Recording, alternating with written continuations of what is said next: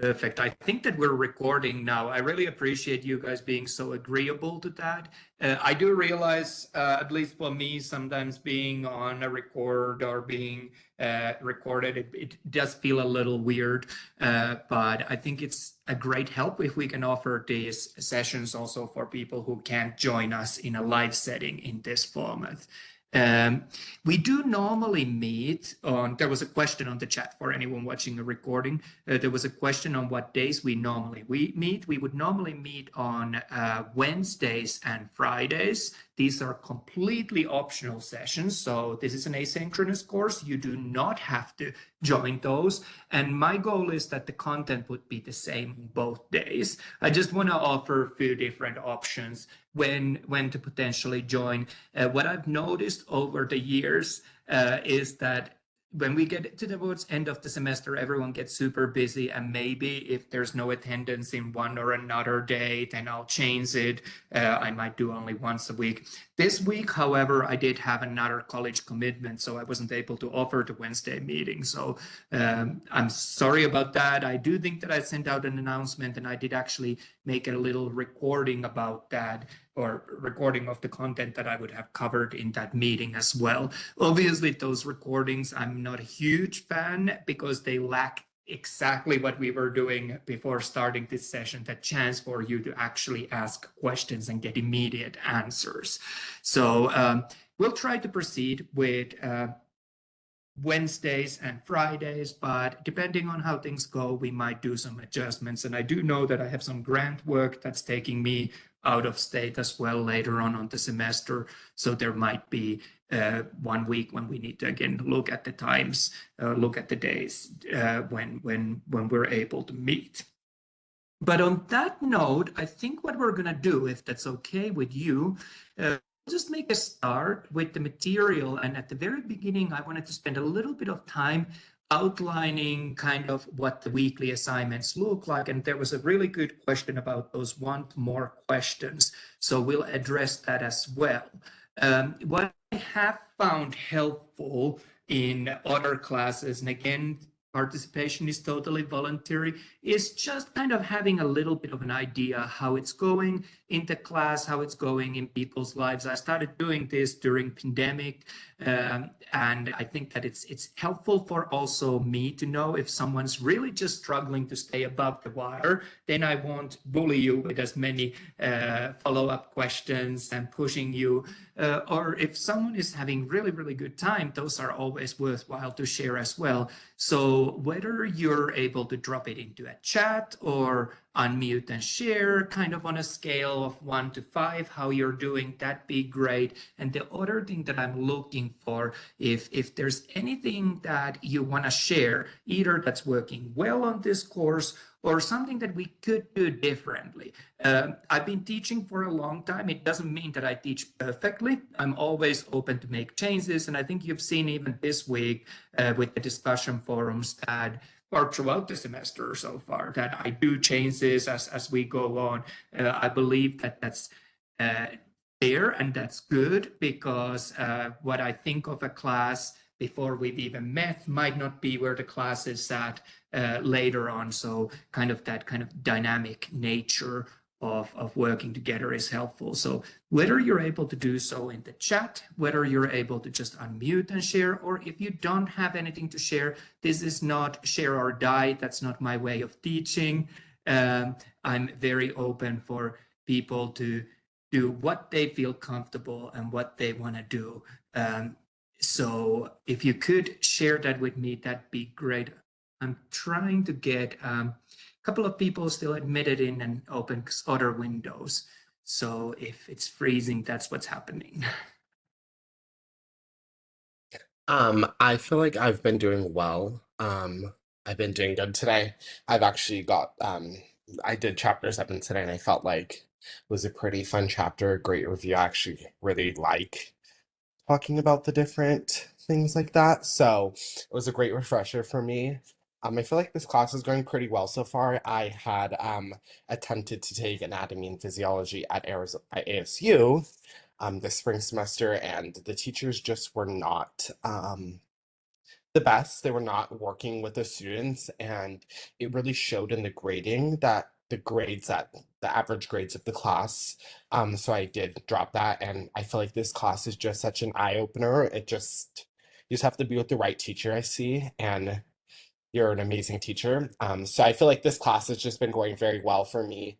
It's very I'm actually learning the content where when I was at ASU, I was just like trying to surpass the quizzes and just like making sure that I was understanding it, where now I'm like understanding, learning, and being able to apply it.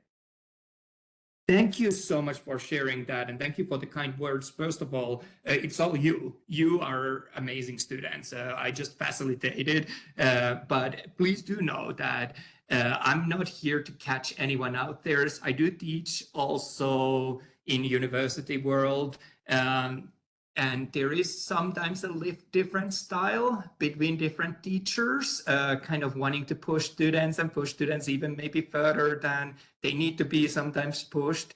So it doesn't mean that I'm doing better or someone's doing it worse. It's just different matches. I also realized that I might not be everyone's cup of tea. So if the way I teach doesn't work, I will not be offended if someone's saying that, hey, let's change this. But I appreciate those comments. Anyone else who has any thoughts about if we should keep doing something or if we should change anything?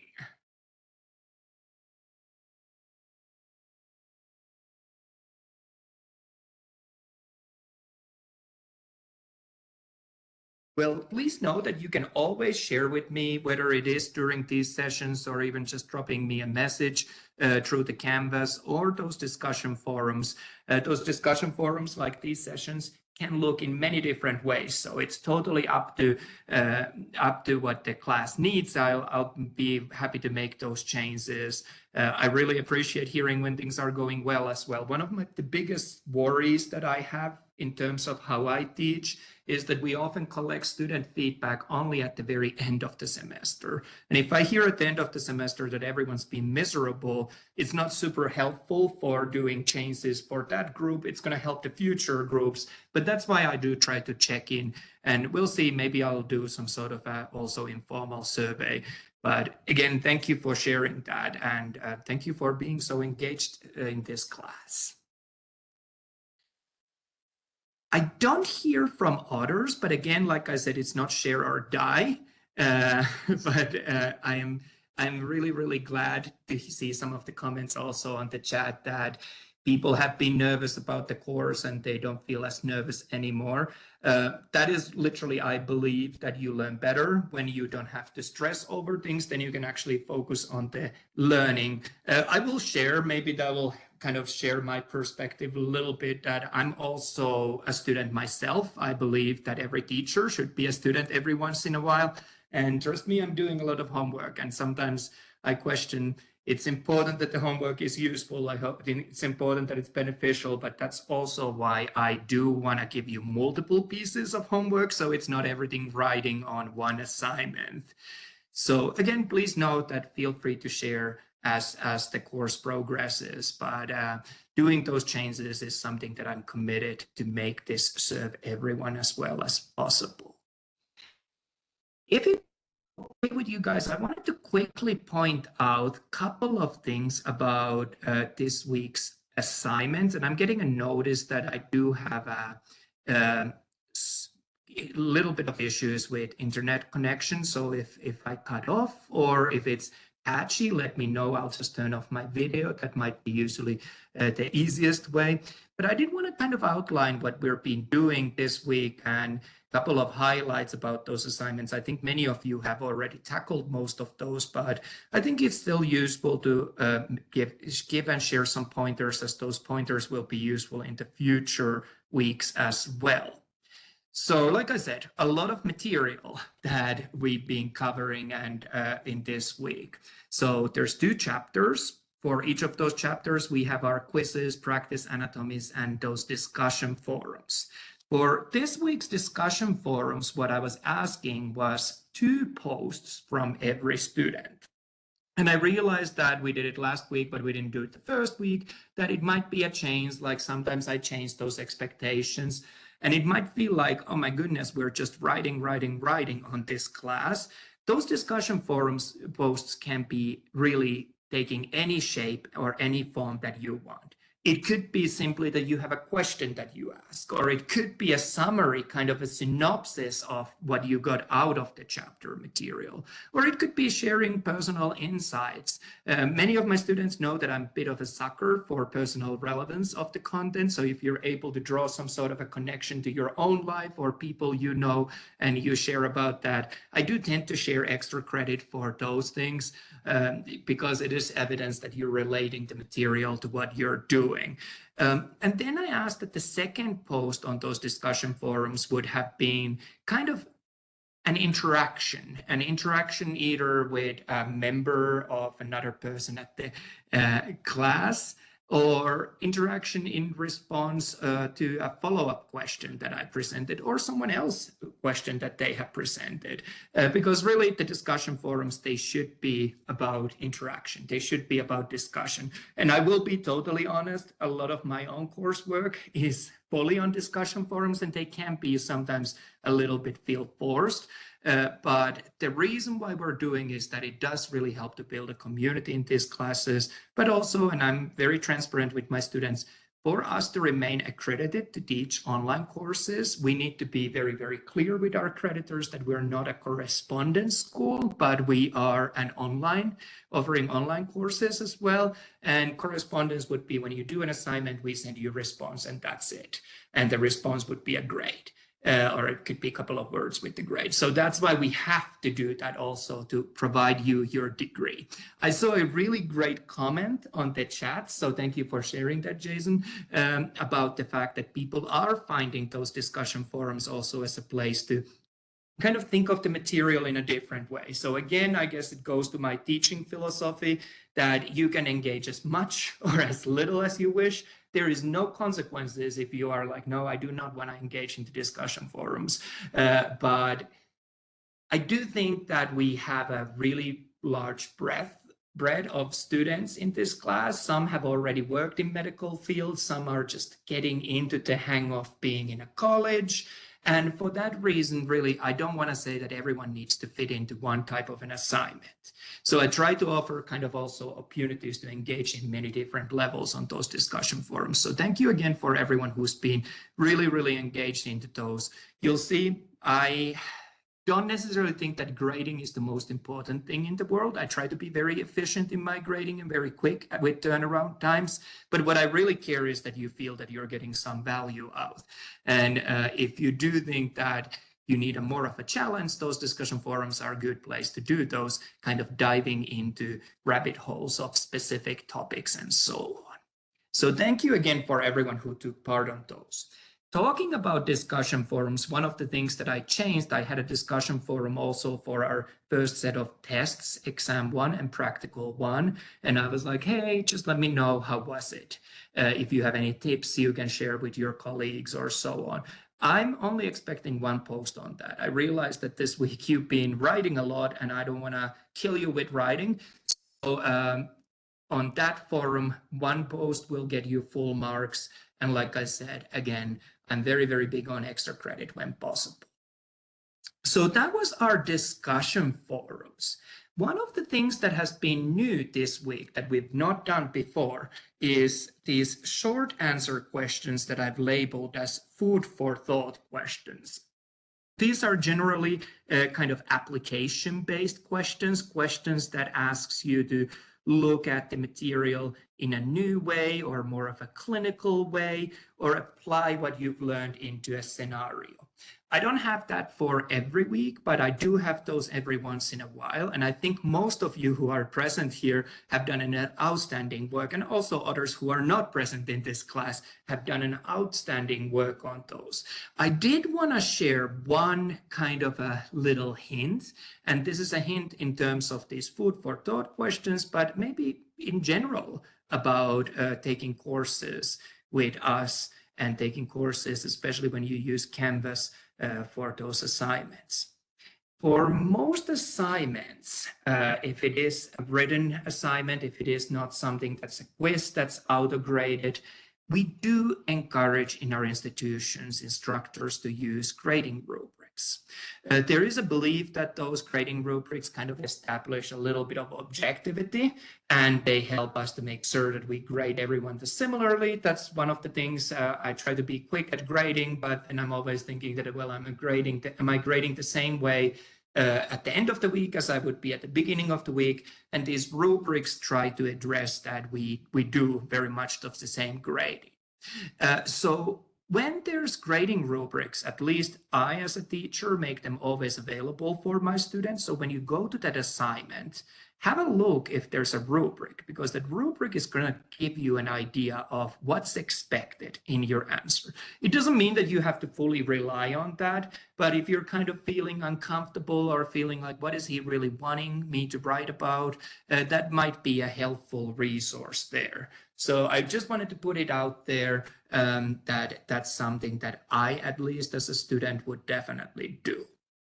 The final thing about this week's homeworks, before we talk a little bit about those want more assignments, and many of you have already worked on those, are that we have our first set of tests this week. So we'll be taking our exam 1 and our practical 1.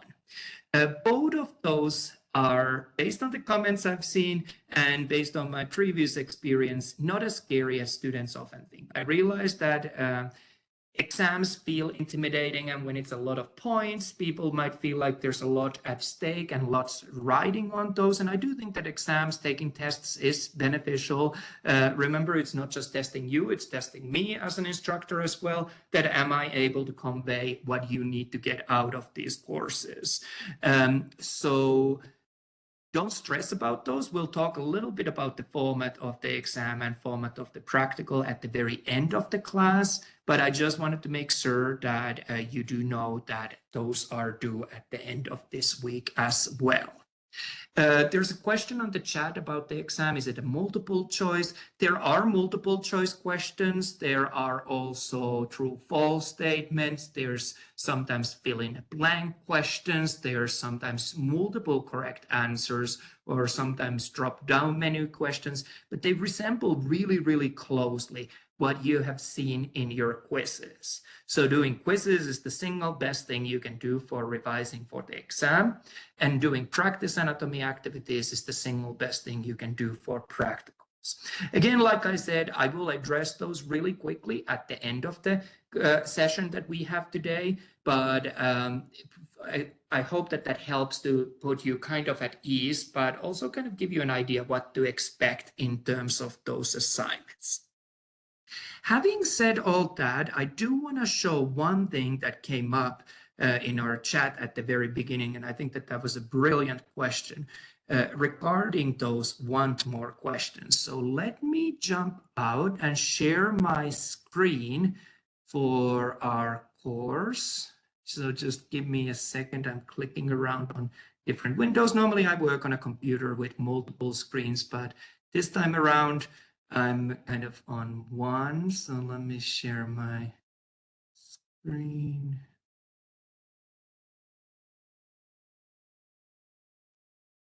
So I hope that at this point you would be seeing our course on a web browser, and I just changed the view.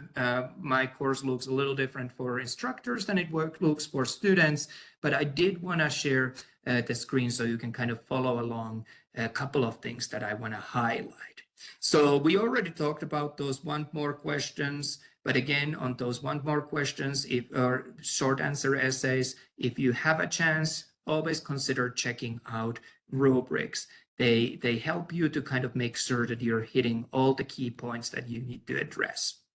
The question that I was really wanting to talk about was our additional extra credit questions. And you'll find them always at the very end of each learning module.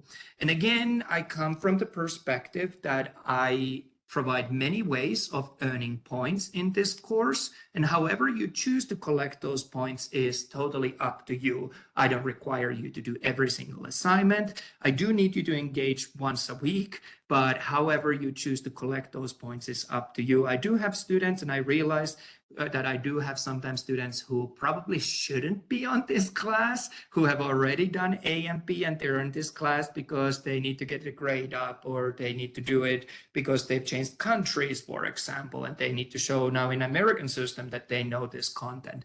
So that's why I offer these want more as questions. They are not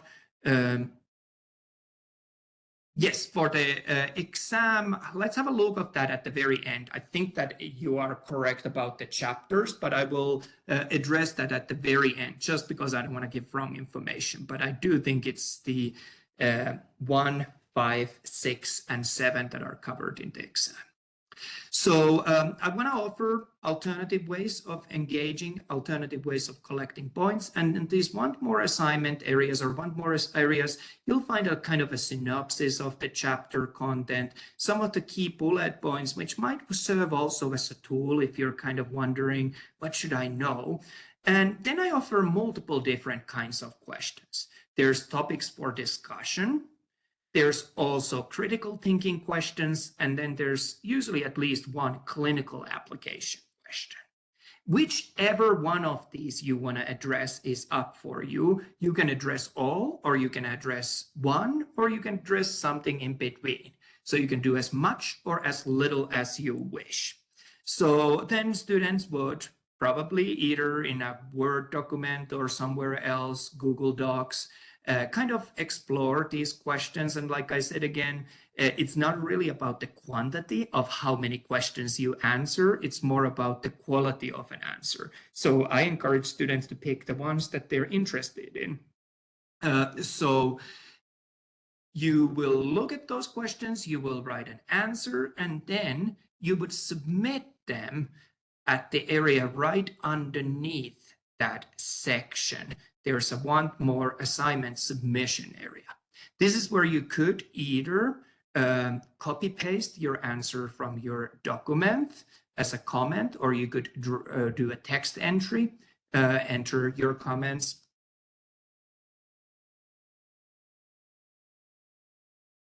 Or you could even upload a document.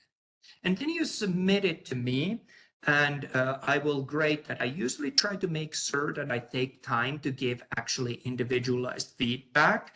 If you've been really, really amazing and I have nothing to add, it might be less feedback. If there's something that you've zoned into or zoomed into a particular topic, I try to share a little bit more about that. But I do read those with great care. And I grade those, and those points are additional way of earning extra credit. Students sometimes ask from me that, well, how much do I need to answer and how many points can I get? And I'm going to be honest that that is a question that's almost impossible to answer, because it's really, again, not about the quantity so much. It's about the quality of answers. So you can earn full marks if you write more of an essay on one question, or you can answer to all of the questions, but if all of the questions have an answer that's like one word answer and maybe they're not even correct, then you're probably not going to get as high of a grade. I give a rule of thumb to my students that if you were to answer all of the want more questions and they were all exactly what I'm looking for, not necessarily going above it, but they're answering to those questions, that would earn you the same number of points as the homework assignment for that week, or homework assignments for that week would be worth of. So again, that's kind of thinking of those students who already have more background and don't want to do quizzes or don't want to do practice anatomy, don't want to do simulations. That is an option that I put out there. So I don't know if that made it more messier or if that provided clarity regarding that question that was presented about this. I'll give a moment for anyone who has follow-up questions or comments or thoughts about this or any other of this week's homework assignments. I'll just give a moment either to unmute and share or drop into the chat, whatever works for you. Thank you so much for clarifying these assignments for me. Perfect. Does that make sense? Yes, it does. I now have an understanding of how to do it. So yes, thank you. Perfect. I'm going to be honest, I don't have it super outlined on my syllabus or on my start of the semester because it's something that I've only recently introduced to my courses in this format. So that's a learning point for me as well. And I will probably try to make sure at the beginning of the next semester to be even more clearer about what's asked on those. So again, remember, as long as you get 91%, you have an A in this class. I can't give you higher than that, but how you collect that 91, I am very, very open to that. Does anyone else have any questions? In that case, I'm going to jump back to our presentation.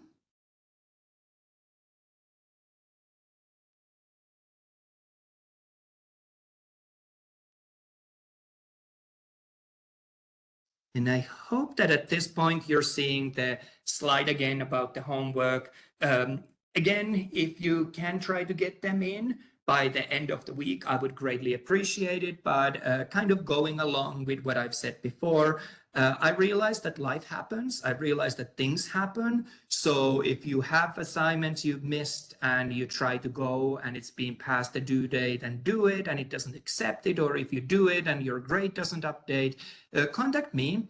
I will be happy to reopen assignments for you. I probably won't be super entertained if you want to reopen every single assignment on the last day of the semester. But like I said, again, I am happy to work with individuals and their individual circumstances. Same goes if you want to work ahead. I do realize I sometimes have students who are really, really eager of working ahead. And I just want to give this heads up. I appreciate you working ahead, but I might not be able to grade your assignments until we get to that week when we're actually going through that material, just to kind of keep my workload also manageable. So that was all I had outlined or on my mind about the practicalities. If anyone doesn't have any questions on those, what I was going to do was to go kind of like a nutshell version of the lecture material, and then at the very end address that exam and practical in terms of what to expect on those. As always, feel free to just unmute or drop to the chat if you have questions, comments, thoughts. But it's a little bit like a wedding. If I don't hear opposition, I assume everyone's good with that. In that case, let's talk a little bit about integumentary system. And you know I'm very big on highlighting that there's connections between body systems. So I kind of start broad when I talk about a chapter. So I wanted to start broad by talking about various different kinds of membranes that we have in the body. We will be focusing on integumentary systems, so cutaneous membranes are our main focus, but we do have other membranes as well, so I kind of wanted to mention those as we're getting started. Mucous membranes would be, for example, membranes that line our mouth, our nasal cavity. It's not quite the skin, it's thinner layer, and it's a layer that's wet and sticky. And because it's also a thinner layer, there's circulation, so blood vessels, in much more closer contact on the surface than is on the case of the skin at mucous membranes. And these mucous membranes help us to accomplish some of the important goals that we have. For example, for respiratory system, when it comes to heating the air, humidifying the air that's going to the lungs, and also cleaning it from any particles that we have. We'll talk about the mucous membranes and respiratory membranes, and even about membranes in mouth in terms of absorption of food material, much more on BIO202, but I kind of wanted to put it on the map at this point.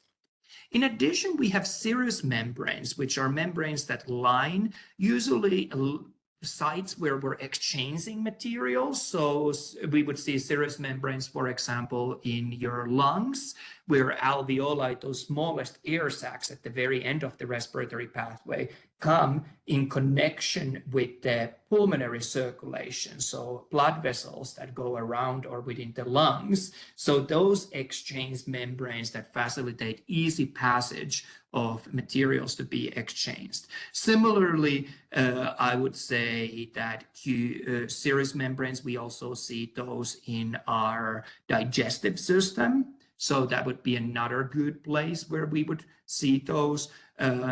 again, helping us to actually absorb the food matter, energy, nutrients from what we've consumed and what's reached the probably small intestines is the most important part, and those enter into the body. Cutaneous membrane, the skin membrane, we'll talk about that in this chapter. And then we do also have membranes in our joints. Synovial joints are some of the most complex joints that we see in the body, and we'll actually spend time later on this 201 chapter, kind of when we're moving away from the skeletal system to the muscular system. We spend a little bit time talking about different kinds of joints, including looking at the complexities and special anatomical and physiological adaptations of synovial joints. And within the synovial joints, we see synovial membranes. What's characteristic to those is that they are kind of closed ends of one or two or more bones that come together and form kind of sacs where we often see fluid inside. I think a knee is particularly good example of that. So we'll unpack those later on. Our focus is going to be on the cutaneous membranes, but I think it's always nice to put things into a bigger perspective. So when we're talking about integumentary system, we're talking about skin and associated structures. These associated structures include our hair, nails, and various glands that go there as well. But we're going to start with the skin. So like I mentioned, cutaneous membrane is the, I guess, more anatomically and medically appropriate way to describe it. This forms the outermost boundary between what's inside and what's outside of our body for the external parts of our body. Obviously, we do have some other parts that are kind of more of going to those different membranes that we talked about before. Not quite in the body yet, but not on the outside of the body, like mouth, nose, digestive tract, respiratory tract, reproductive tract, urinary tract. But we're simply focusing on the skin on this chapter. I kind of referred to this in our discussion forum as well. But one of the reasons why I really want us to start by talking about the skin and integumentary system at the beginning of the semester is that it's often overlooked its importance in medicine. First of all, we see that there's a great amount of natural variation in our skin, in texture, in color, in pigments, in aging-related changes.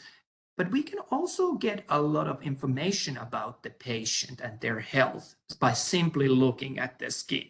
So remember, again, you're going to healthcare carriers, many of you. The clinical setting is not just about the test results, or it's not just about what the patient says. You're using a lot of senses, and we actually do a lot of already assessment of the patient simply by looking at their skin, looking the appearance of that, looking other integumentary system structures like nails. Nails work as a long-term storage of health history, actually. That's why the nail growth is slow, and we can often get information if there's been some health crisis in the past X number of months by looking at that. Kind of going to my other fields, in forensic setting, we sometimes take hair samples of the individuals that we're looking into, because again, hair collects history of your health conditions, but also things like drug use and so on. So we can kind of use those as well for unbundling that. There's been some really good answers why dermatology is important also when it comes to, on the discussion forums, when it comes to people's confidence, feeling that they can be part of a society, those sort of aspects. So they definitely play an important role in that as well. Remember, on this course, we generally cover just healthy young adults. I don't think you'll ever get as a patient a healthy young adult. We get people who have disorders, who have a medical crisis, but we need to first learn about normal before we can go into pathology. And those are your upcoming courses that you'll cover later on. Also, the other reason, I guess, why we should talk about skin And why it is important is that obviously it is our largest organ, about 16% of the body mass. The largest internal organ would be liver, but really we see again that skin often gets overlooked when we're talking about people and their health and their anatomy and their body systems. So that was kind of an introduction to that. The other thing that I wanted to mention at this point was that skin serves so many important roles. Many of you picked up on discussions on the protective roles of the skin. For example, the mechanical protection against many cuts and bumps that we have, chemical protection against many acids, bases, things like that, thermal protection against being in a hot or cold environment, managing our internal body temperature, UV protection, especially from the sunlight, protecting against many different kinds of microbes. So we keep bacteria outside that we don't want to get in, and maintaining our fluid balance. So keeping the fluids that we want to stay inside and keeping the fluids that we want to stay outside, keeping those outside. For example, when you go swimming in a pool, the water doesn't just uncontrollably rush inside your body. Yet at the same time, we do use skin, for example, to excrete certain toxins or waste products, getting rid of those as well. But there's far more that skin does than just a protective function.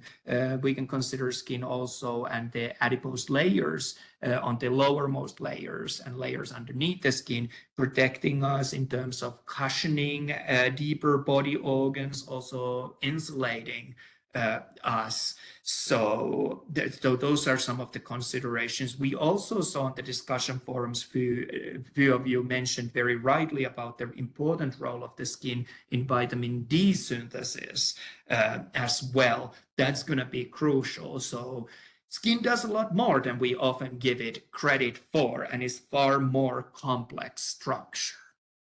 So having said that, I was going to go through the different skin layers at this time. Remember that skin is stratified squamous epithelia. So we have the lowermost layer where the cell division is taking place at the basal membrane level here. And then we have outermost layers where we just find dead keratinized cells and everything in between of those two. So that's why if you cut your skin and if it's very superficial, you probably don't even get bleeding resulting from that, because we are, if you wish to use that analogy, our bodies have been designed in a way that we can handle injuries on the skin as well. The outermost cells of the epidermis are keratinized. We do actually shed a lot of skin cells all the time, so there's a high regeneration turnaround rate at the basal membrane level. Remember that there is no vascular supply to the epidermis beyond just the basal membrane, where through diffusion we're able to supply the nutrients, oxygen, remove waste products. The further we get out from the basement membrane to the epidermal layers that are closer to the surface of the body, more avascular they are. If we look at the epidermis in closer detail, we do actually see different layers within the epidermis as well. And here, I guess this list is kind of going in reverse. So stratum basale is the innermost, deepermost layer. So here on the basement membrane, and stratum corneum is the most superficial, the outermost layer. We do see those layers. I think one of the things that I wanted to mention is that stratum lucidum is only present in very thick skins. So those are some layers. They are worthwhile to consider. Again, going from the innermost to the outermost stratum basale, spinosum, granulosum, lucidum, and corneum. So those are those basic layers that we see. I also wanted to talk about the next layer, which is the dermis. This is the thickest layer typically of the skin. If you think of leather objects that we do from other animal skins, this is what the hide would be acquired from manufacturing of the leather objects. So that gives us a clue that we see a lot of connective tissue, for example, on this dermal layer. We actually see also on the dermal layer that this is where a lot of the regulatory functions are located. So we see nerves, we see blood vessels, we see lymphatic vessels, and we see glands. Even though the glands might excrete their secretions through the ducts to the epidermis, but this is where the gland body is typically located.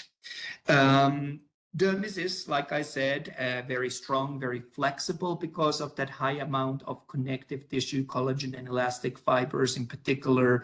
We do see two separate layers that we can isolate from dermis, papillary layer and reticular layer, if you're interested on histology, or if you, for example, stain samples of the dermis.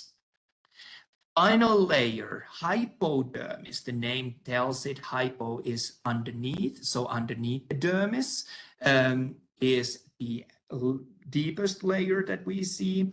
This is also sometimes referred in other texts as subcutaneous layer of your skin. This is really serving main role in anchoring the skin to the underlying structures. It's mainly adipose tissue, so fat cells and also muscle tissue, really playing important role in things like shock absorption and insulation and so on. So those are our three layers at the very general level. You can dig into more of those and learn more about the nuances of those in the full lecture material.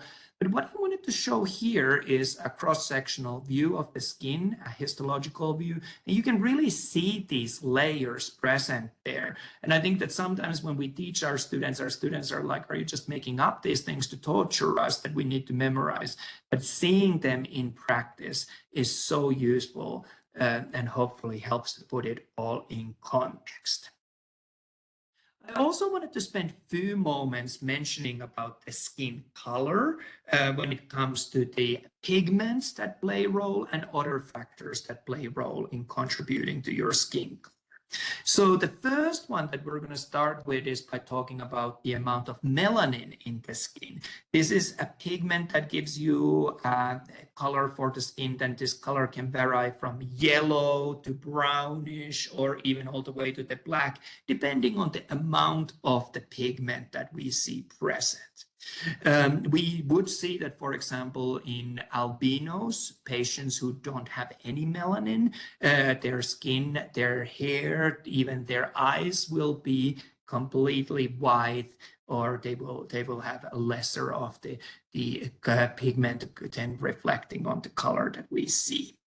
Other one that I wanted to mention was keratin, and keratin gives you this orange to yellow color. The name relates to the carrots. So carrots contain, for example, a lot of keratin. I shared in another discussion that I live next door from BIO201, which is an earth science experiment that they conducted, I think, in 90s. Basically a series of big greenhouses where they put 8 people living isolated from the rest of the world with the intention that they produce all of their oxygen and all of their nutrients in that closed ecosystem, with the idea that maybe one day we colonize other planets and we won't be able to ship all the food, all the oxygen to those planets. So let's create greenhouses where people can live inside and produce what they need. That experiment, I'm happy to share more about it at other time. But what we saw is that these individuals living in the biosphere ended up eating a lot of sweet potato, for example, because it was relatively easy to grow. Yes, you're referring to the movie that I actually know. I don't know a lot of movies, but I do know that this was a real experiment. It didn't necessarily go super well, but because they were eating so much sweet potato, which also contains a lot of keratin, their skin color really turned kind of this orangey yellow. So that's maybe a story that helps to connect to that. The third one that I have here that I wanted to highlight is the role of hemoglobin contributing to your skin color. So we can actually see the blood underneath our skin, through our skin all the time. And you'll see that individuals who have the blood, and you can see it through the skin, how oxygenated that blood is what shows through. So when we have hemoglobin that contains high amount of oxygen, red blood cells are especially more brighter red in color. And when you have hemoglobin that contains low amount of oxygen, this is blood that would be returning through the veins to your heart from rest of the body. The color of that hemoglobin tends to be more of a purplish or blue in color. So we will see, for example, your veins where we would have a deoxyhemoglobin through your skin really well. Similarly, you can see someone blushing and that changes their skin color. That's telling you that a lot of blood is rushing to that side of the body. So a lot of factors that contribute to the skin color, that's again going why we look at our patient. For example, if patient has very bluish fingertips, lips, we can start to think that is there an issue of circulation to those areas. So I guess that I'll leave to that level of what I was going to say about the color of the skin. There are other skin color associated disorders. I feel very comfortable using myself as an example, but I don't expect it from others. But when I was going through chemo, I went through kidney failure as well. And as a result of that, my body was no longer removing certain waste products from my body. So especially uric acid and urea kept building up, and I really started turning yellow as a result of that. Obviously, I was lucky that I then was able to get that addressed through going through dialysis, and later on now I have kidneys that do function, not at full capacity, but they still do. We see same with liver disorders. Bruises would be another good example of that blood that's just bleeding underneath the skin that shows up. So again, looking at the patient, looking at their skin color is big deal. Obviously, also other factors like excessive sun exposure obviously gives us that color. It changes also the texture of the skin, contributes to the appearance of wrinkles, leathery appearance.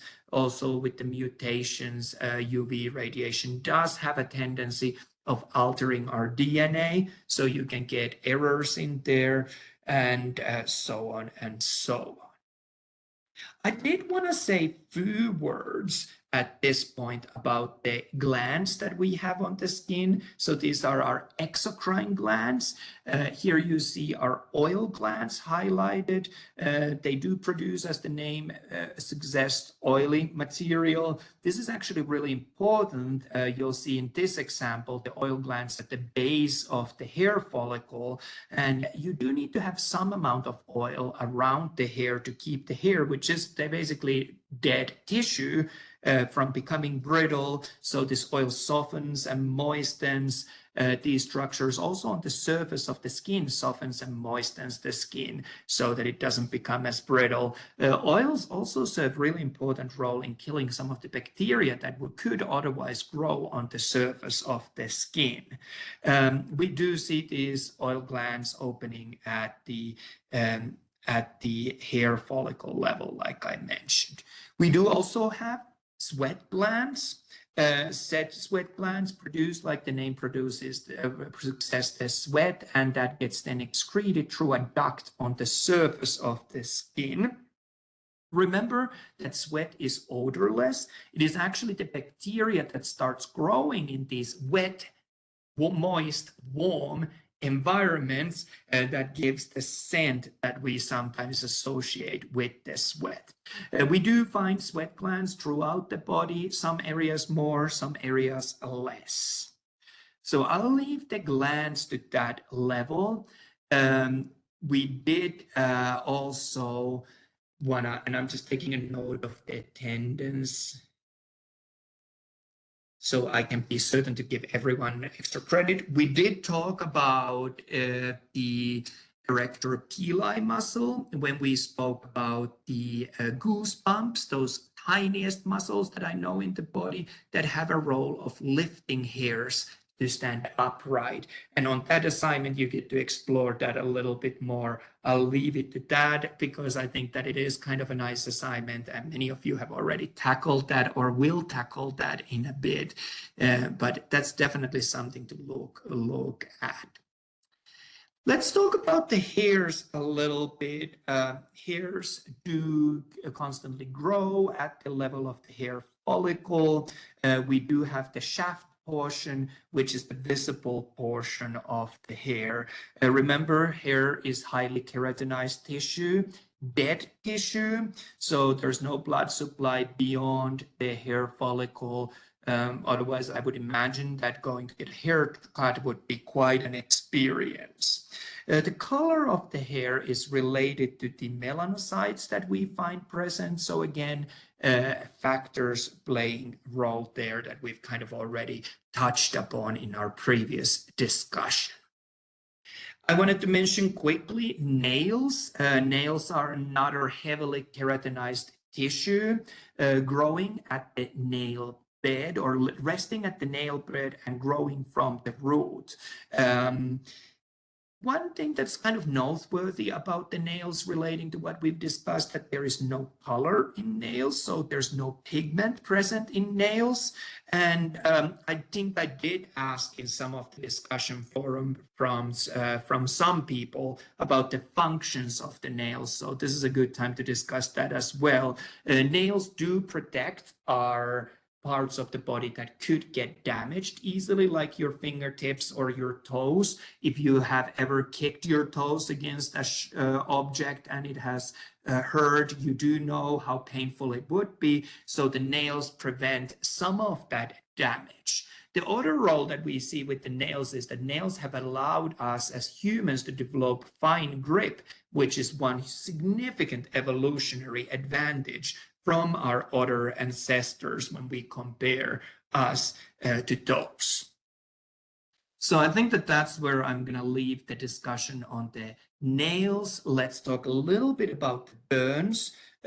Please do remember that there's many different kinds of burns that we can have. It can be a heat-related burn. I think that that's the most common that we think of when we have electrical burns. We have UV radiation-associated burns or even chemical burns. The big risk with the burns comes from the fact that now we've lost skin. And the question becomes, how much of the skin and to how deep have we lost? If we lose skin, we lose that protective barrier, and now we might have issues of keeping what should stay inside and what's to stay outside, keeping it outside the body. So dehydration, if we have a large burn area in the body, becomes a real issue. Similarly, the risk of a patient getting more infections increases drastically as the amount of damaged skin increases. So those are some of the considerations that we need to take in account.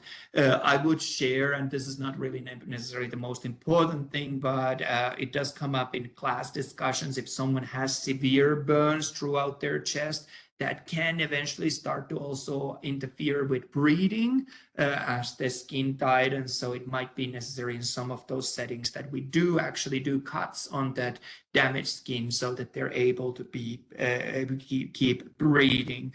When we talk about the extent of the burns, we get to the rule of nines that's shown on this slide.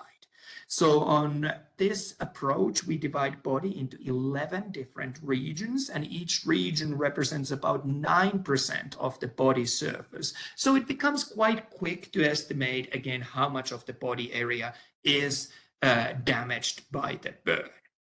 I don't know if I did it on my lecture video, so apologies if I didn't, but I do want to give heads up and warning that I do also talk about the depth of the burn, and sometimes those pictures are a little bit shocking for some of the students. So if you're squeamish, skip that. When we talk about the depth of the burn, we see that they really vary based on the severity, based on the depth that they go. First degree burns, typically the skin is just red and swollen. Second degree burns, we start to see also pain response on the patient and blisters forming. The third degree burns actually are interestingly characterized by the lack of pain on those tissues, because now we have lost both epidermis and dermis, so we have lost those pain receptors, those nerve endings there as well. And typically on the third-degree burns, really skin graft is what's needed. That's probably where we're at if we get a patient like that. And I do think that I also shared with you, I was very much debating, should I or shouldn't I, a picture of the fourth-degree burn, where we have gone all the way to the bone, through the muscles, through the tendons. What's left is really dry, leathery substance, and really most of the time amputation is all we have left there.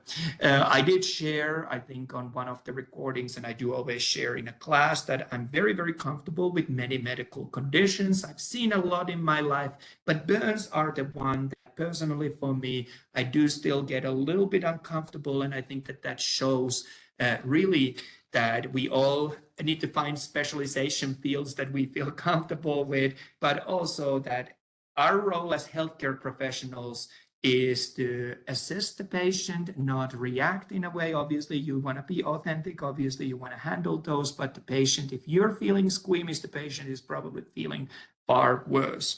That is one of the reasons why I'm a little reserved when I do deal with pain with the burn patients, because I know limits of my own tolerance to those things. I did want to mention briefly at this context also skin cancers. Again, from my background, you don't have to believe me, but I encourage when I work with students, whether they're at the beginning of their medical career or whether they're further along, is that be mindful about the term cancer. Patients do have a tendency that as soon as they hear the C word, they stop focusing on anything else, and that's all they've heard and that's all they will hear. So I'm usually very much in favor of being creative how we address that. I talk, for example, a lot about excessive skin or excessive tissue growth rather than using that word, so that I have patience with me that we can get through everything we need to discuss. Remember that skin cancers are one of the most common forms of cancers in humans. And here in Arizona, where we do get exposed to great amounts of UV radiation, it is something to be concerned or at least aware of. I do know, even based on our discussion forum, some people are incredibly lucky, and even though they haven't taken any precautions, they don't end up with skin cancer issues. One of the challenges is that more you get exposed to UV radiation, higher your risk is. So these are not things that affect us when we're younger and more probably risk-taking. These are things that can show up as an accumulative effect over lifetime at the later part of the life. I also wanted to remind, in relation to the skin cancers, but any cancers really, that we do have two main categories. We have benign cancers where it isn't spreading, and then malignant cancers where we do have to be more mindful because that cancer is actively spreading. So that's something that affects there. So I think that that was all that I had in terms of the chapter regarding the integumentary system. Obviously, we don't have chance to go through absolutely everything, but this is kind of a nutshell version of what I'm looking for. Does anyone have any burning questions or anything that they haven't gotten an answer or want to get an answer or so on? In that case, I'm going to jump out of this presentation, and we're just going to move on to the next chapter. I know that many of you were eager to talk a little bit about the exam, so we'll go through one more chapter and then we'll have a look of the exam and practical as well. Let me share my screen again.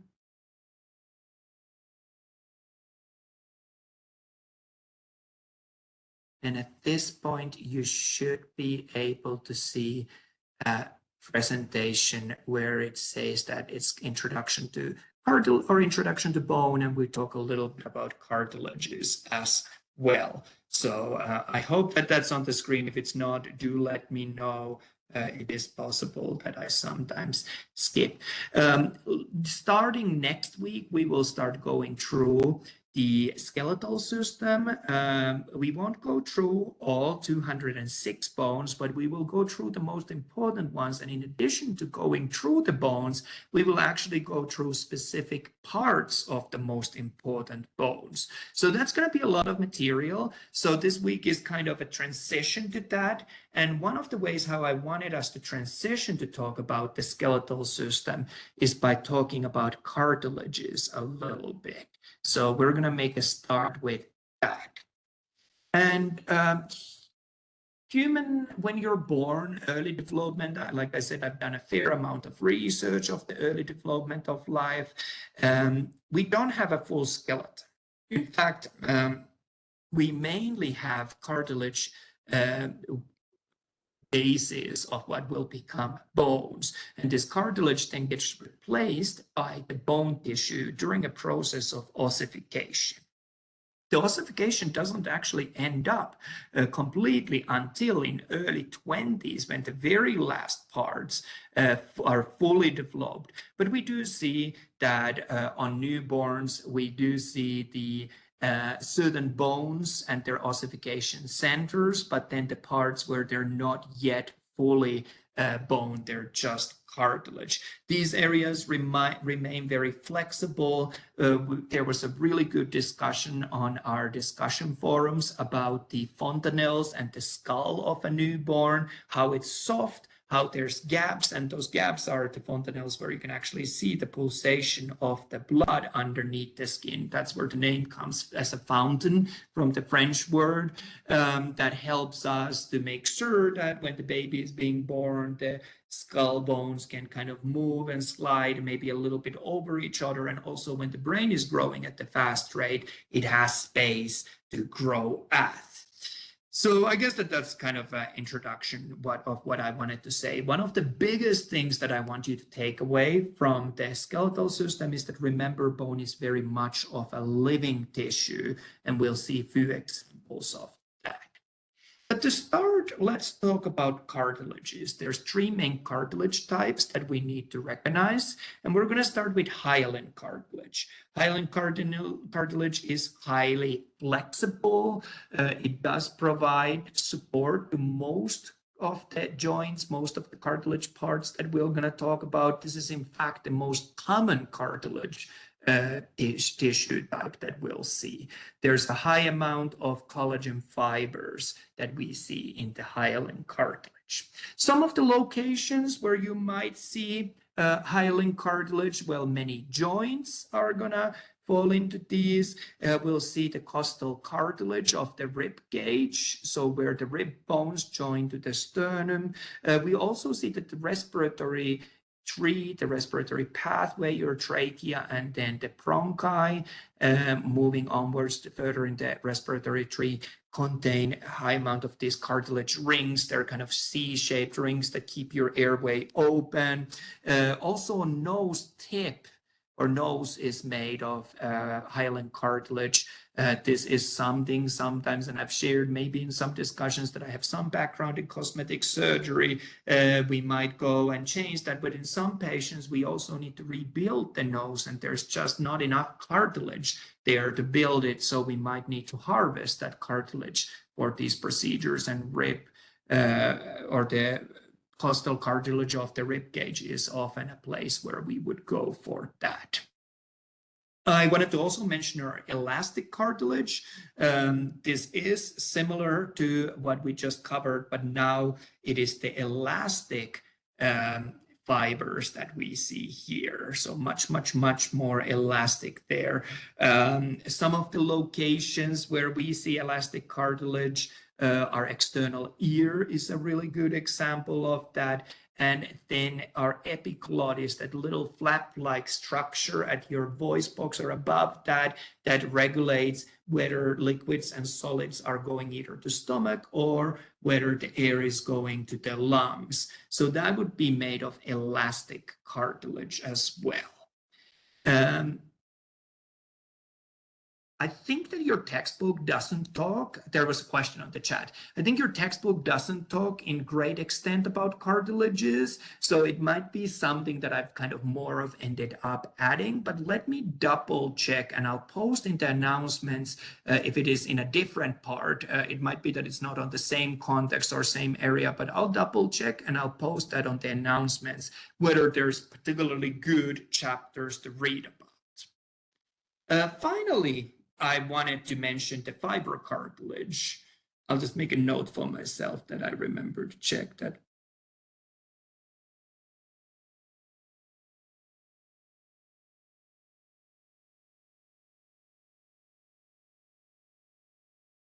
Sorry about that. I just know myself, if I don't jot it down, I will forget to check it. So finally, fiber cartilage. This is really thick collagen fibers, again, telling about the form and function. I think a lot of you did a really good job on discussion forums highlighting that the high tensile strength of these cartilage types. We see them, for example, the knee menisci, which is really exposed to high forces, also between your vertebral vertebrae and your vertebral column, so the intervertebral discs that definitely have to deal with quite a bit of forces, and your pubic symphysis, holding the two pubic bones together. So those are there as well. I don't think I have anything super insightful about cartilages beyond that, but really I think that it serves as a nice introduction to what we will be covering in later chapters and what we'll touch upon. But let me check, like I said again, that textbook section, if there's a good section where you can find more information about that, and I'll share that in announcements. I guess now we get to the meat of this chapter. Let's talk about bones a little bit. Like I mentioned, we are going to have a lot to unbundle on this chapter later on, but this is kind of an introductory week to that, or introductory chapter to that. When we think of the skeleton, one way to start to think about it is to think about its function. So that's a good place for us to start. Your bones really serve as a scaffolding or framework for the rest of your body. Here I have a picture of probably what we would look like if we didn't have a skeleton. We would be just a jiggly blob on the floor. So that wouldn't be great. So really, bones are going to be crucial for supporting rest of the body and rest of the structures in physical sense. We'll talk about the physiological support role in a bit. In addition, we'll see that your skeleton provides a huge amount of protection for many parts of our body, especially our vital organs. Your brain is housed inside the skull, the cranium of the skull, heart and lungs inside the rib cage, and even some of the reproductive and urinary tract parts within the pelvic bones. I think another good example is your spinal cord that runs within the vertebral column, protected from all directions by bones as well. So really, the protective functions of the skeleton cannot be understated when it comes to the physical protection. The reason why we're talking about the skeletal system first, and then we will move on to talk about actually skeletal muscles, is that they play a role together to facilitate movement. So if we only had muscles, but those muscles wouldn't have anywhere to attach, we really wouldn't be able to create similar movements that we see in the human body. So you'll notice that most muscles in our body cross a joint, and when they tense, they flex or cause an extension, the opposite pairs, and that allows us to create movements in our body. So skeleton is going to be crucial. We will see when we look for movement, when we look at the individual bones, that often if bone has a bump or some kind of a protrusion, that's often an attachment point of a muscle as well. So those two systems go very, very closely together. We will see that skeleton also plays important role in storage functions, storing things like calcium or salts or minerals, and we can store those and release those when needed. And this is going to be an important role when we look at the different bone cells and we look at the kind of cyclical nature of the process that we're constantly breaking down old bone, which releases the materials so we can build new bone. So there's a constant cycle of that going on. I think that the storage of calcium especially is particularly relevant to our females pre-menopause. You want to build a strong calcium storage in your skeleton because after menopause we do see bone weakening, and that's where really having stored a lot of calcium, having developed strong bones, is going to be crucial for us. Some of the other functions of the bones that not everyone always thinks of is, for example, that our red blood cells, our blood cells are produced within the bone marrow. So the process of production of the blood is known as hematopoiesis. The word poiesis refers to making of, and hemato just to the blood in general. So we see sometimes examples, for example, people who are having issues with production of the blood cells, that they might need bone marrow transplants and things like that. We'll see that other things are also stored in the bones. For example, triglycerides. So that's something to keep in mind as well. We can store and release those as needed. So playing role there as well. And kind of, I think, one of the more interesting, but one of the more complex pathways that we see is that, again, no system exists on its own. Our endocrine system, so hormones, play important role also in relation to the skeleton. So we'll see these pathways where one system controls another, which then causes a change in another system. So again, remember, we go through systems one by one, but there's a lot of interaction that we actually do notice between these. What I was going to do next was to classify bones in a few different ways. One of the, I guess, more common ways to make a start of classifying bones, and this is the classification that we'll use when we look at individual bones in the next week's material, is to classify bones as either being axial bones or appendicular bones. So axial bones contain your bones that form the long axis of the body, so your skull, your vertebral column, and your rib cage as well. Appendicular bones are instead the bones that are your upper limb and lower limb, and the attachment girdles of these limbs to your axial skeleton. So these transitional parts are where my students often have to be careful that they identify the bones as correctly as either being axial or appendicular. So notice that your scapula, so your shoulder blade, as well as your clavicle, so the collarbone, are part of your appendicular skeleton. Similarly, your hip bones are part of your appendicular skeleton. So that's sometimes where students kind of get a little confused or might get slightly off track when they're trying to figure out those transitional areas. Another classification way for the bones is to classify bones as either being long bones. I think most bones of the limbs are particularly good examples of those. We can classify bones as being short bones. I think that your carpal bones, for example, from your wrist or your kneecap would be particularly good examples.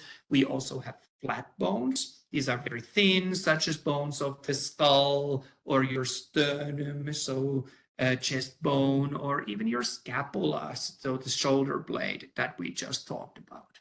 The fourth group of bones is labeled as irregular bones, and I'm going to be honest that this classification system is not perfect.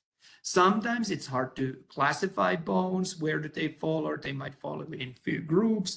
And I often describe my students these irregular bones as a dumping ground for all other bones that we can't classify to other areas or other types of bones. I think your vertebrae are particularly good examples there. But again, It's not a perfect system. We could debate about some of the bones where they belong. And luckily, we have anatomical standards that step in at that point then. But it's one system, not a perfect system, but it is definitely one way to look at these. I also want to draw the difference between compact and spongy bone. Compact bone is really dense. It's typically what we find most outer layers of the bones appearing very smooth, very solid. This is strong bone.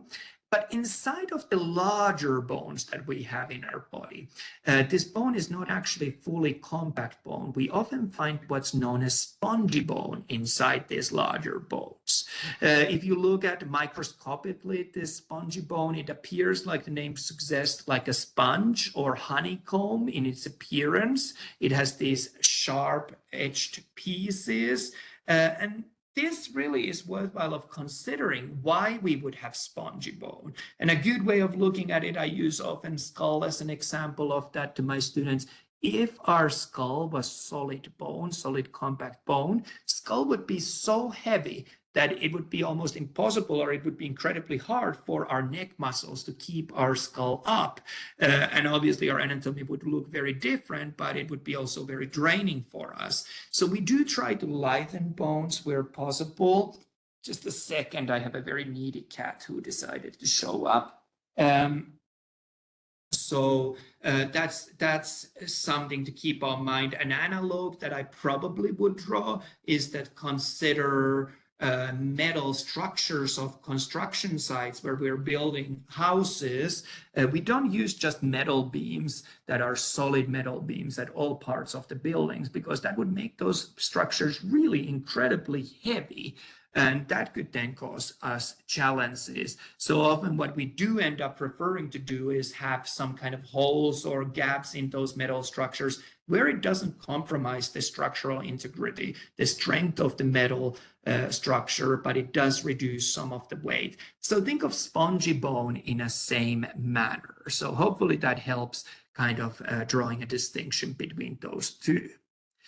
I also wanted to talk really briefly about long bones and a few different structures that we see within long bones. And let's start with diaphysis and epiphysis. So diaphysis is the shaft of the bone. It represents most of the length, the middle part of the long bone. And then at the ends, we see epiphysis. These are the end. Here we see again what we just talked about, that the epiphyses typically tend to be spongy bone in terms of their structure. Sometimes we do want to draw a distinction between the two epiphyses of the long bone, and we might talk about distal epiphyses, so further away from the starting point, and proximal epiphyses closer to the trunk, to the starting point of that long bone. Some of the other structures that we might see here, periosteum is the membrane layer that covers the outside lining kind of around the long bone. We'll see also articular cartilage at the ends of the long bones often. This articular cartilage protects the bone ends that would interact with each other, helping them to slide past each other, reducing bone-to-bone friction, and also can help with the function through that of the joint. I also wanted to mention here the epiphyseal plate or epiphyseal line. This is the growth plate, or when the growth plate stops contributing to the growth, it just becomes an epiphyseal line. So again, remember, bones, very, very much living structures, changing, growing until the growth stage has passed. Finally, at the center, at the diaphysis of the long bones, we'll also see the cavity region, where we will see, for example, bone marrow present.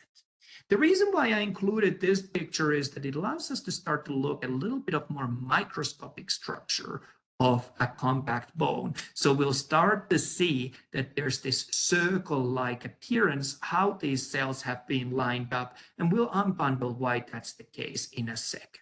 Other thing that I wanted to highlight from this picture is that, remember, bone was living tissue, so it does need also blood supply there. So we do see a lot of blood vessels around and within the bones as well. So something to keep on mind, kind of a misconception that sometimes is there, that the bone would be just a stationary solid structure. No, it's very much of a constantly changing living tissue.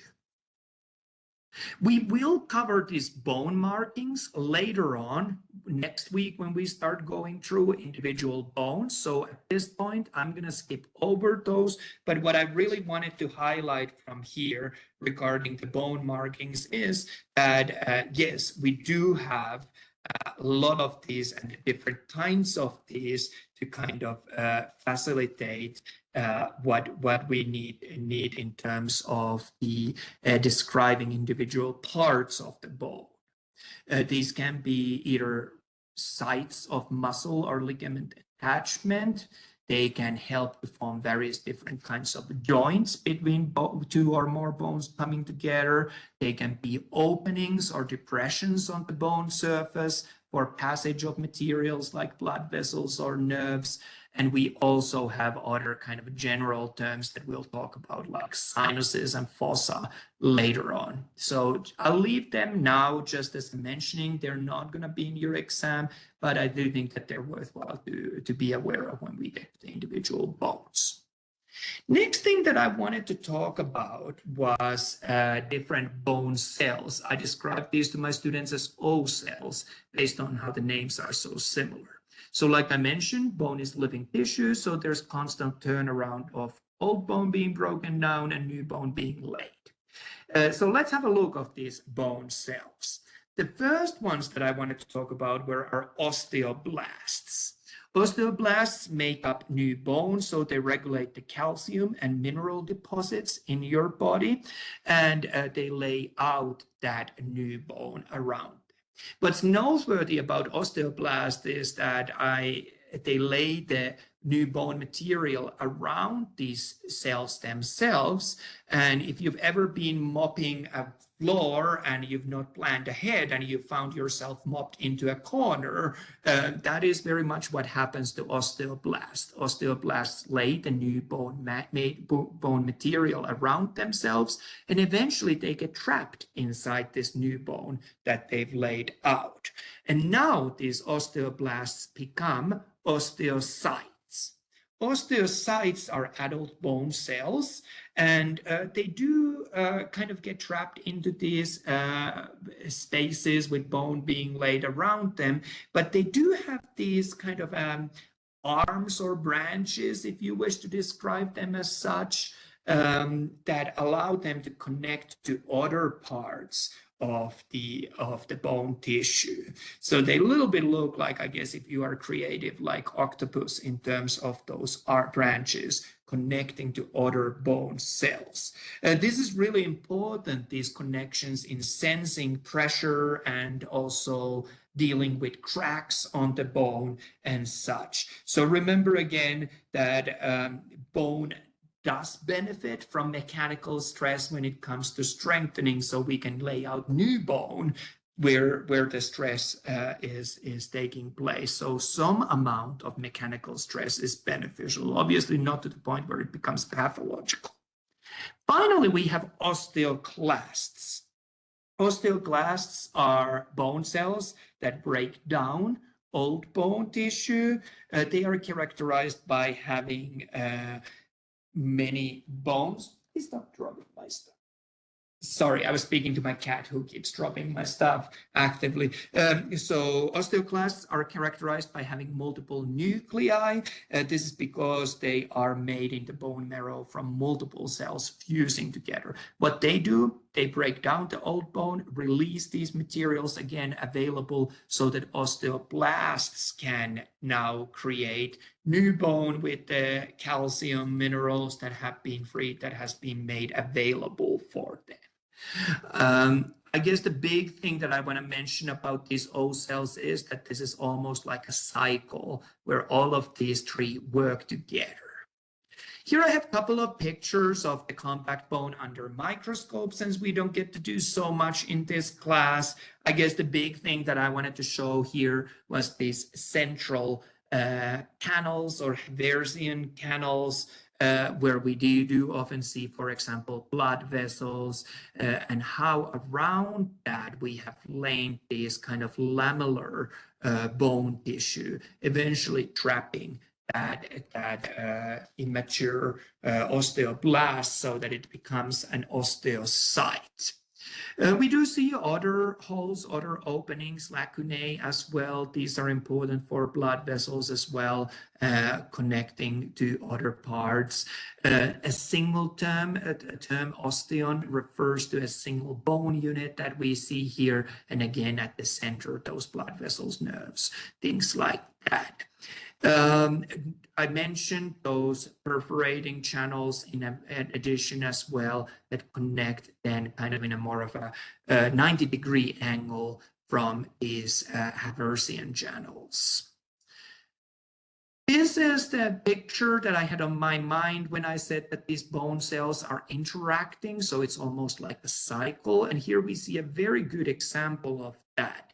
This is a bone that has been exposed to stress. Let's say that the person has been a runner, and as they run, their bone then receives mechanical stress. And in response to this mechanical stress, the bone rearranges its structure and kind of reossifies so that it's able to withhold that mechanical stress. And this is really why we need to use our bodies, why we need to use our bones to strengthen them. If you're never using your bones, if you're just being carried from one place to another, your bones will not have the same strength to handle those tension forces as a bone that has been exposed to a reasonable amount of stress throughout the life.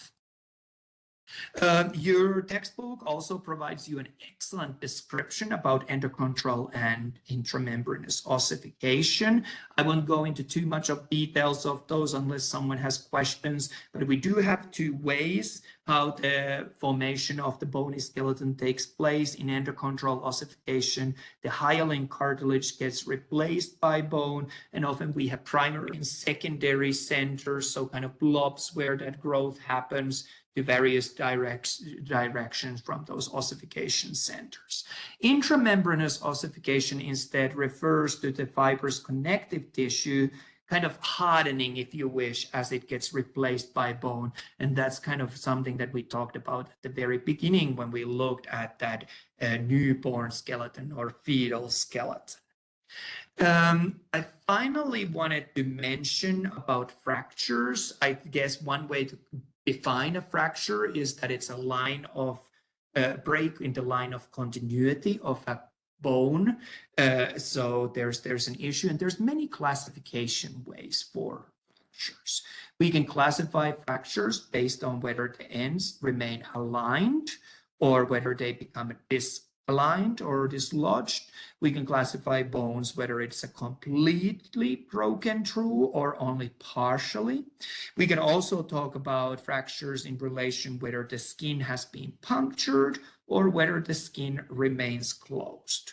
We also have other ways of classifying fractures, such as based on the location, based on whether we have multiple fragments present or not, whether it's crushed like compression fractures, twisted and the twisting breaks it, or whether we break a growth plate, which would be a good example as well, or whether the bone is pushed in from where it should be.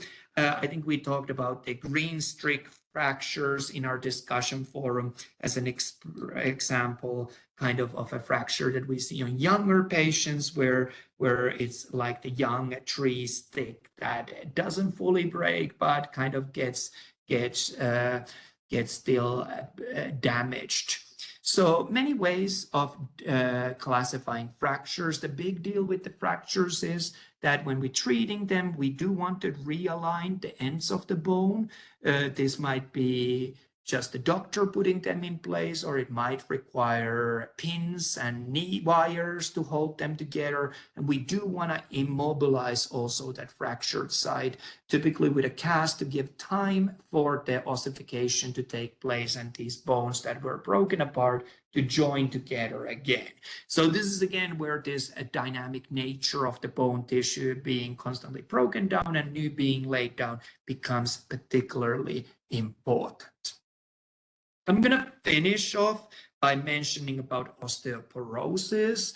Osteoporosis refers to the brain breakdown, so the osteoclast activity being higher than making of new bone. So osteoblast activity. Osteoporosis affects especially women. We know that estrogen is an important hormone that plays a role there. So menopause causes a higher risk of osteoporosis to develop. There are lifestyle factors that also contribute to that as well. So something to keep on mind. I think that really final slide that I have is how we can treat osteoporosis. Preventive actions are going to be important. Having enough calcium in your diet, in your body, vitamin C, D supplements are a big thing for many. Doing that little, putting stress on bones is useful. And in case of our females and in case of the effects of menopause, we do see that hormone replacement therapy has done great advantages here in terms of preventing osteoporosis. So that's something that's also an option that we have available. And that brings us to the end of this chapter. I know you've been really, really patient with me, and many had questions mainly about the exam. So let's talk a little bit about the exam as well. So let me share another screen of mine.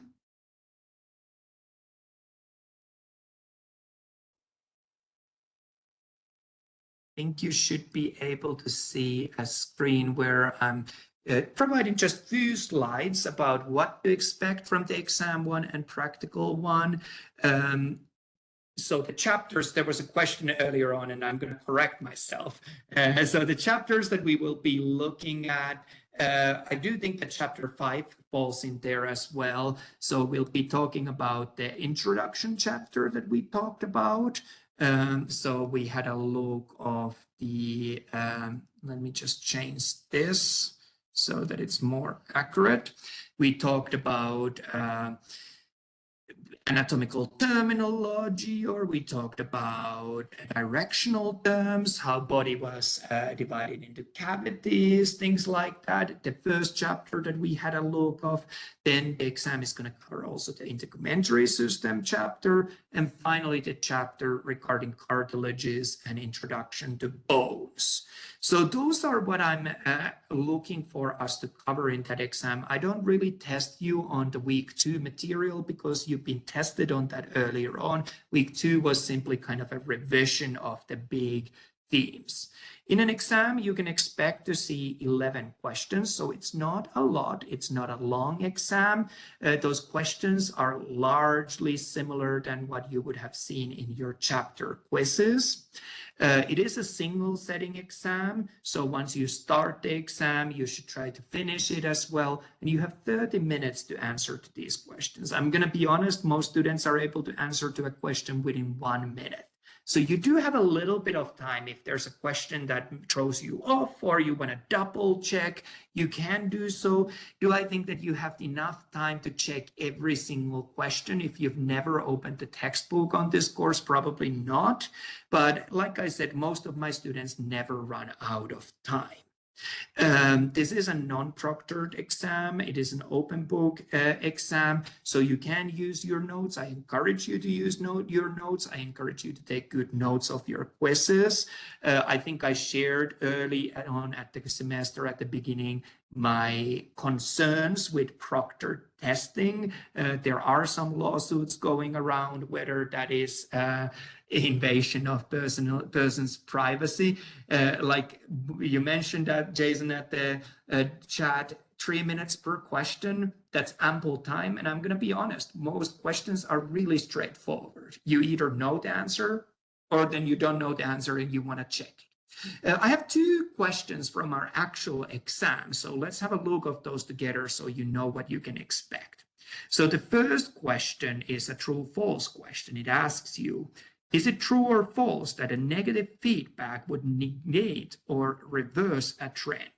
And of course, we know that that would be true. We saw that in homeostasis, typically what we ended up doing was wanting to bring us back to that set point. So that's a type of a question that could come up. And I don't think it's going to take you 3 minutes to answer to that.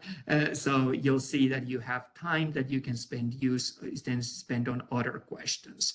A second example of an exam question that I've shared here is that complete a sentence, and I would have a multiple choice options underneath. You choose the most correct option to complete a sentence that says most anatomical terms can be traced back to blank and blank. I'm looking for languages. So again, we would see that you would have options. You wouldn't have to type it in. It would be fairly straightforward.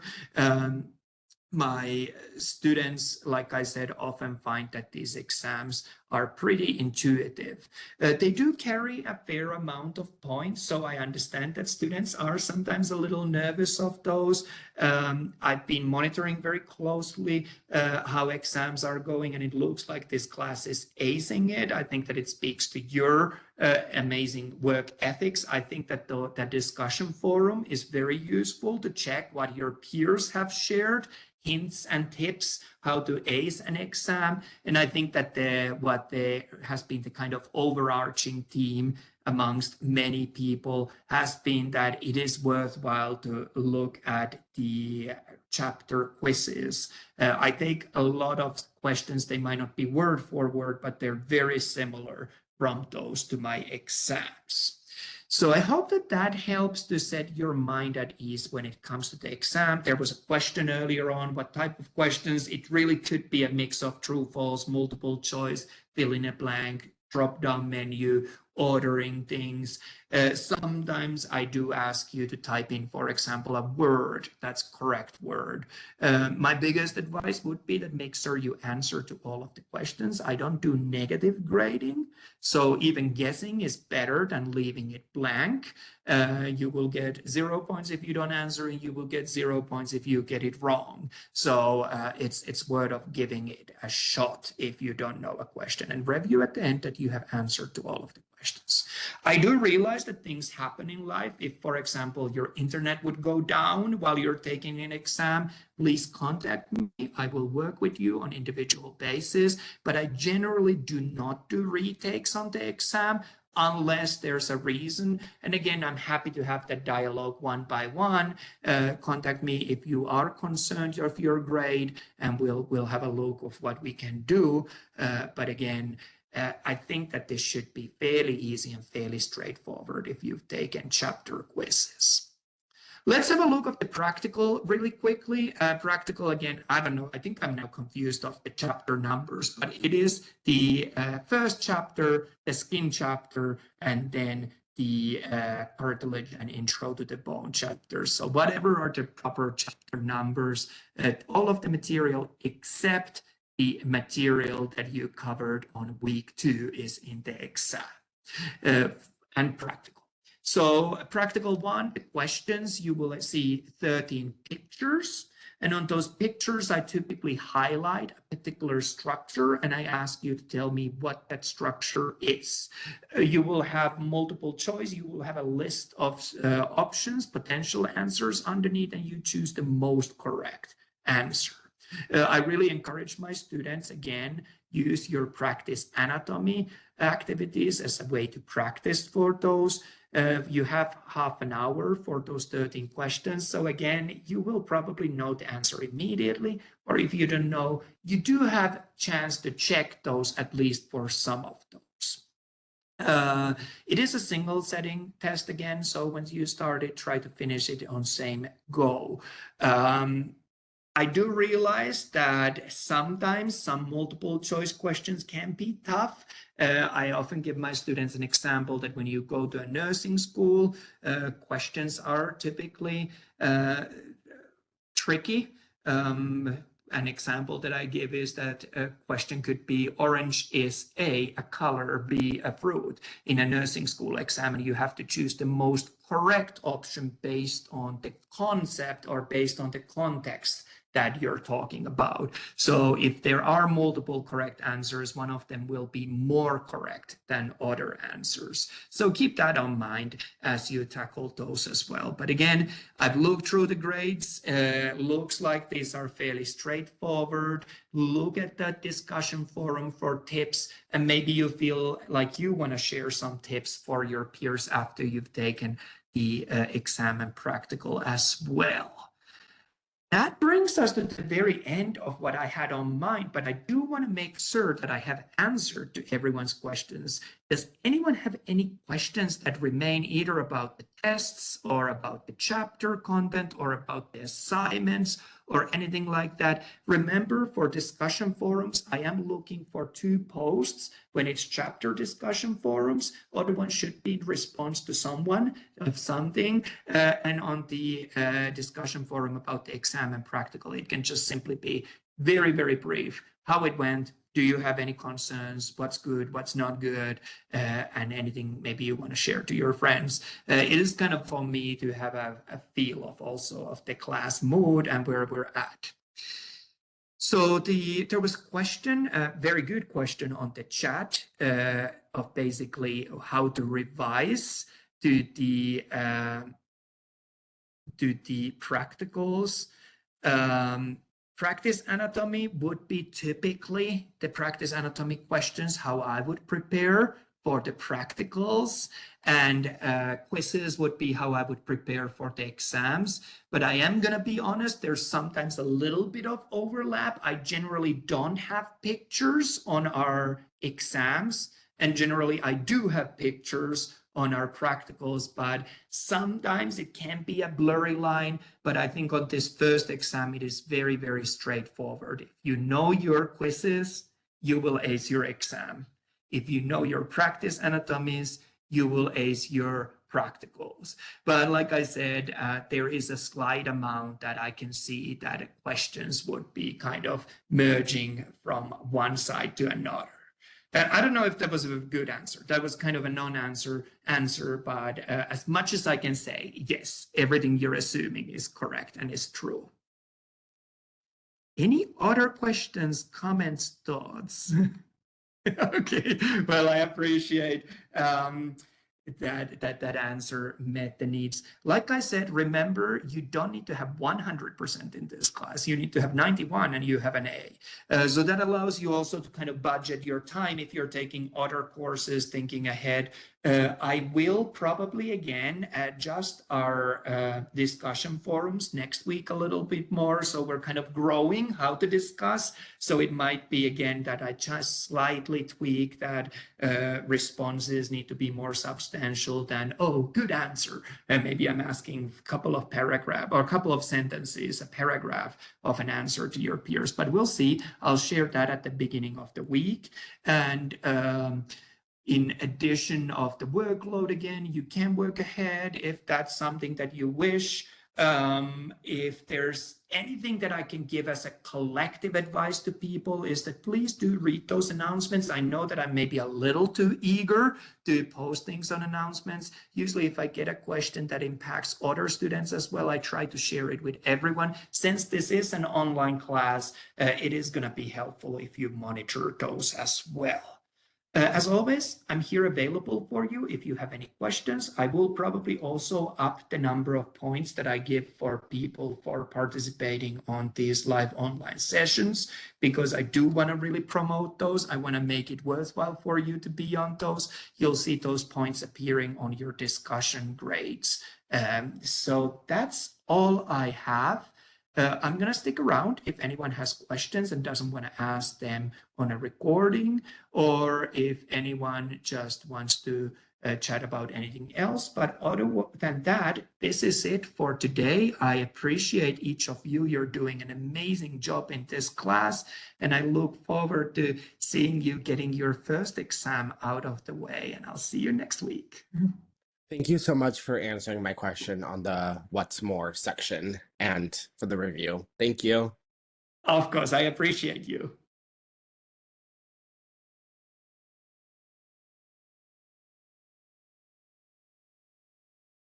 Thank you, everyone. Have a great day.